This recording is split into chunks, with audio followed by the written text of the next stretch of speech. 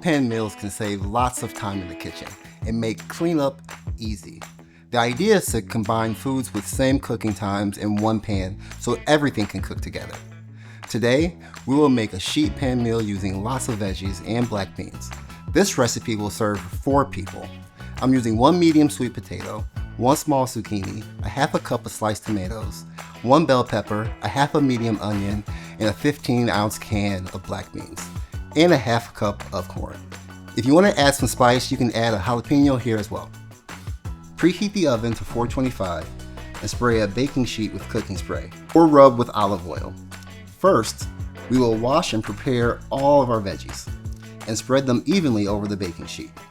To season, I'm going to mix together 2 teaspoons of garlic powder and cumin, 1 teaspoon of chili powder, and a half a teaspoon of salt, half a teaspoon of paprika, and some black pepper to taste. You can use whatever spices and herbs you prefer. Drizzle the veggies with 2 to 3 teaspoons of oil and toss in the seasoning mixture. We will bake this for about 25 minutes. You can serve this dish on its own or with some whole wheat tortillas.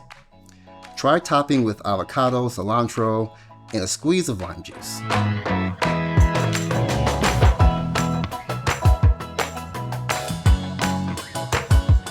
To make other sheet pan meals, combining chopped vegetables like broccoli, cauliflower, or asparagus to 1/2 of your pan, then adding a protein like chicken, fish, pork, or tofu is a good place to start.